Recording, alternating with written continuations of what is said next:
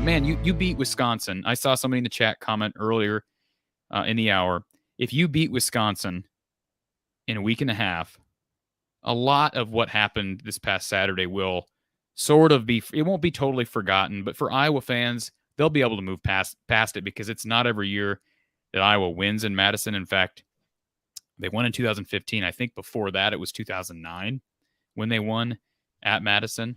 But, I mean, nobody really wins at Madison a whole lot. So, and Madison, Wisconsin has looked better here as of late. Now we'll see that, every Iowa fan should be captivated by Iowa or by Wisconsin Purdue this Saturday. That will be an interesting game. I don't know who I hope this is on the pick ballot for this week, Mark, for our media picks, because that is a fascinating matchup in my opinion. So yeah, it's obviously has huge implications in the Western Division. Technically, Iowa does not control its own destiny now, because if Purdue wins out, they have the tiebreaker over Iowa. So yeah, I don't know. Who owns the division, controls the division right now is Minnesota. They beat Purdue. That's true. Yeah, that is true. So assuming, and they do have Minnesota has a pretty manageable schedule. Can you imagine? Let's after losing Mo Ibrahim against Ohio State, if they were to go and win the division. But it's anybody's division right now. I will let the control. I mean, last week, Mark, we talked about. I think we both said, man, it's hard to see who is number 2 right now behind Iowa. I think both of us probably agreed it was Wisconsin, but now it's a 4-team race. Just in 1 week, it becomes a 4-team race with Minnesota beating Nebraska, Purdue beating Iowa, and Wisconsin, of course, not playing in the Big Ten this past week. So yeah, it will be interesting to see. I think Iowa's if I had to put a percentage on it, and this is just spitballing, Mark, totally spitballing, I would say Iowa has maybe a 25% chance of winning out. And that's probably being generous. And probably Iowa fans don't like that because they think there's a better chance given the schedule, but that's a pretty good percentage to win 5 straight games after what Iowa did against Purdue. Because I'm surprised that you stated that Coach Patterson believed that, not that it was probable, but they had a good chance, because I heard him state a few times for the record that he was just trying to point out to people that were giddy over the early start how difficult it is to go undefeated. That just from a statistical standpoint, it's not easy for anyone. And that's one of the reasons why even the heavyweights in college football have a low chance probability of finishing undefeated. And people are like, how can that be? Ohio State's only got a 15% chance of going undefeated. Well, if you look year to year, they trip up at some point almost every year. Yeah, we cut up that portion of our live with Don, Mark, and made that into a video. What are Iowa's chances of going unbeaten? I think somebody commented on there several weeks later, you might want to revisit this subject. And you're right, he was sort of dismissive because mathematically it's just very unlikely. Mm-hmm. And I'm not trying to say he was predicting that Iowa would last week. But again, prior to the Purdue loss, I just flat out asked him, I said, you think they're going to win out? And he said, I think so.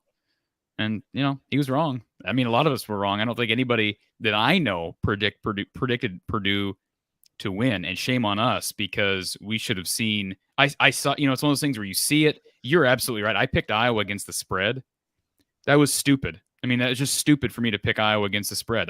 That's why I don't have a Patreon page at this point, Mark. I got to get better at it. I'm sure. I know you. You don't have to predict games to have a Patreon page. That's true, but you can provide a lot of other great content there. No, but the picks are. I don't have a Patreon page, and I don't have a Patreon page with my picks, and that's why. But it was a stupid decision, and I think everybody with a brain and that knows data would see that.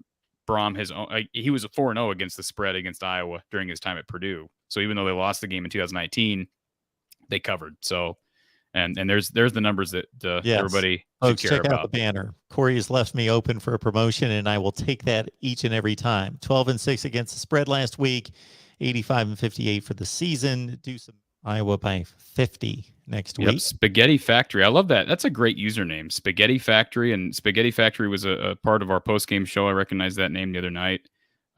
So yeah, but I don't know about by 50 again. 2000s. I'm trying to think. 2019. Man, I'm usually better at this, Mark. I'm trying to think the last time Iowa went to Madison.